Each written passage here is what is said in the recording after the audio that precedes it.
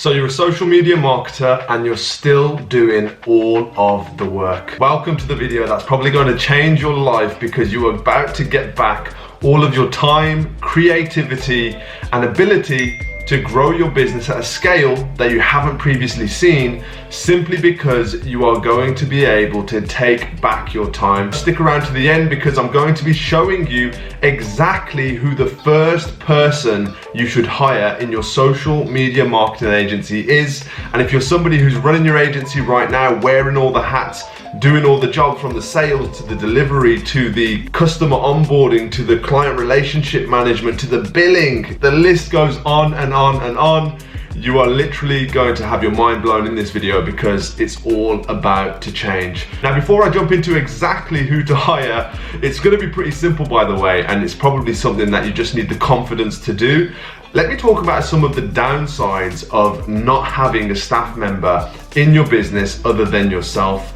And actually, let's just put that into context. If you are your only staff member and you're a limited company, or if you're a registered company out of the UK, you're not actually an agency owner, you're more so a freelancer. And this is something that I get really deep into on my Instagram feed, on my Instagram stories. Go check that out if you're not following me already, Aaron_Branch. But I talk about, have you actually built a business or have you just given yourself a job? Because there's two massive differences between both of those avenues. Giving yourself a business is something that's quite automated. It has structure, operations, results come as a result of those structures and operations, whereas having a job and employing yourself, being self-employed, is kind of just saying, look, I don't work for the companies that I used to work for, I now just work for my own company.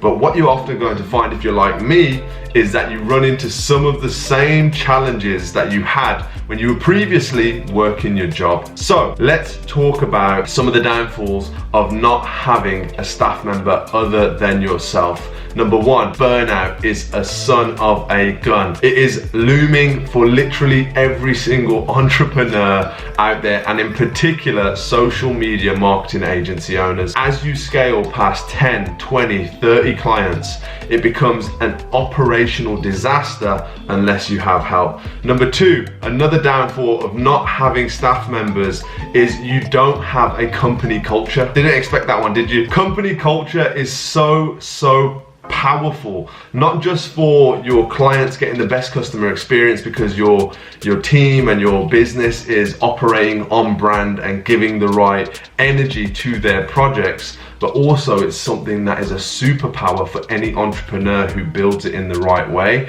and can maintain it in the right way in a positive atmosphere. That is something that you as an entrepreneur, as a business owner, can leverage. Now, how can you leverage a great company culture? You can bounce off that energy and engross yourself in other people's energy, propelling yourself forwards off the back of amazing team members, their ideas, their approach to work, their initiative, their problem-solving ability.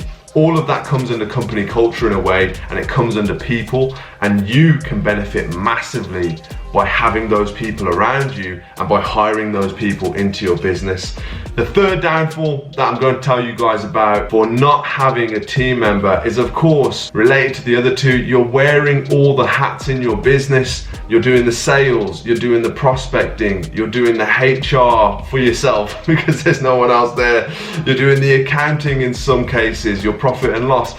If you are doing your accounting, that is, and you're actually looking at how your business is growing on paper, on the balance sheet. You're doing all the ads, the delivery, the email marketing. This was me in the first year of my agency. I would literally go from speaking to a client, getting them onboarded, getting access to assets, seeing all of their media, booking in their content shoot, turning up to their content shoot with my camera and my tripod, saying, what up, I'm your videographer for the day, as well as the business owner and all the other things that they know I am, doing the email marketing, putting that content into ads, launching the campaign. Now, don't get me wrong, guys, I got amazing results for my clients in year one. I was very fortunate. Look, 5.5 years ago when I started in SMMA, getting results was an absolute walk in the park. Let me tell you, it was a lot easier than a lot of the kind of compliance issues and all of the competition that's bidding on our audiences now on Facebook and Instagram ads. Back then it was so easy to get results. So doing all of that stuff wasn't as hard as it is right now. It did need less attention than it does right now. So for those of you who are still doing all of those jobs within your business right now, wearing all of those hats, it can become completely unscalable. So you recognize that you probably fit into one of three of those problems and challenges from not hiring a staff member. So who should you hire? That is the big question that I want to answer for you guys. And believe it or not, guys, the simple answer is you want to hire somebody straight off the bat for delivery and service fulfillment, okay? A marketer, believe it or not. How do you find these people? So let me just run you through our process of hiring and finding the right candidates for your social media marketing agency. Believe it or not, it's very simple. There's a job portal online called Indeed.com. You can go on there and upload your job description. So of course you need a job description. How can you find the right job description for your first hire in your business when you're looking for, of course, somebody probably quite junior, somebody you can train, develop, because they come with a cheaper price tag than the bigger, more senior, experienced staff members that you might want to attract later into your business. A junior account executive, junior digital marketer, digital marketing executive, go and check out and do some research on some of the other job descriptions out there for these roles and take inspiration. Use that for your own job description. Of course, edit the life out of it so that you can kind of template that and use it for your own business and put it out there and get people in the local area to apply for roles. Once they've applied, what do you do? How do you shortlist candidates? The first thing you need to do is go through the list of CVs, and you're really truly looking for very good CVs. Now that is all you have to go off usually, and a couple of questions, qualifying questions that you can put into an application. That criteria really isn't anything to go off in terms of quality assurance. So you're looking at CVs. When you're scanning those CVs, you're looking for the right candidate. You want to be just looking for any relevant experience. You want to look at something that they've built, something that they've created. Have they created a social media page? Have they got their own YouTube channel? Are they passionate about social media? Because one of the big problems when hiring digital marketers and junior roles is that everybody seems to think because they've got access to Instagram and Facebook on their phones that they are a social media marketer. And believe me, as a professional marketer, that is absolutely not true. So you've got your short list of CVs. You can simply press yes, no, approve, reject, approve, reject. You've got your list of approved candidates. The next thing you want to do is you want to go ahead and reach out to all of those candidates, arrange a preliminary interview. This can be a screening interview. So this is what my team now does. They screen candidates because one of the big time-consuming parts of hiring is actually just the administration of booking that call, making sure they turn up. The time consumption of just getting people to show up to interview is ridiculous. So as a business owner, you need to know that. People are going to book, people are going to say, yeah, I'm turning up for the interview, and then they're going to ghost. Show up rate is never 100%. This isn't a big, in-depth hiring interview, guys. You're not making the mistake that I made in the beginning, which is first interview, convenience, laziness. You know what? You look great, you sound great, we've got a good vibe. Let's go ahead and just give you an offer right now and let's get started tomorrow, right?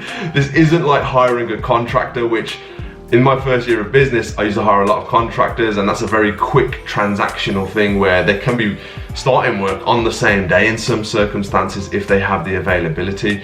With a long-term in-house position, you want to be much more patient, guys.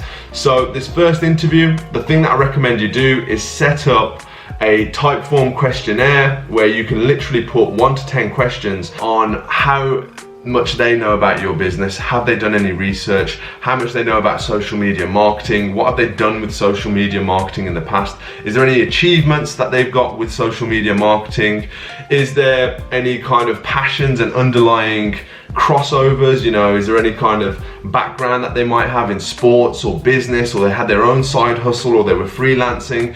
Any of this information is really good for that first interview. Now, the second interview is very, very different from the first interview. It's task driven, guys. So you want to set some tasks, set some marketing tasks, use your current client campaigns, give them a brief, ask them to either create some copywriting, to design something on Canva, give them whatever tools they need, a laptop, whatever they need to do that work. If you're inviting them in-house, if they're doing it online, of course you can set those tasks and you can come back to them later if you're looking for a remote position. What's next? You like the candidates?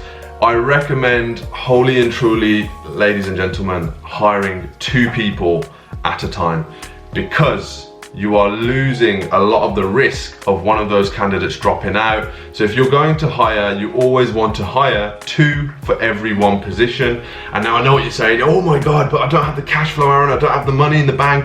I'm barely getting by on a salary. I'm not even taking a salary for myself, which is so many social media marketers are doing right now. You're not paying yourselves, which is ridiculous. Sorry to be the one to tell you that. You have to pay yourselves from day one, because if you can't pay yourself, you'll never be able to scale and pay anybody else. You hire your 2 candidates now, you get them started. I'm going to do another video on how to induct. Thank you for coming and watching this video. If you're looking for more tips, more help in your first year of growing and scaling your agency, I have literally given the blueprint to over 1,500 people, and that is through my book, guys, the first 365, which is far too bright in this room right now to actually show you.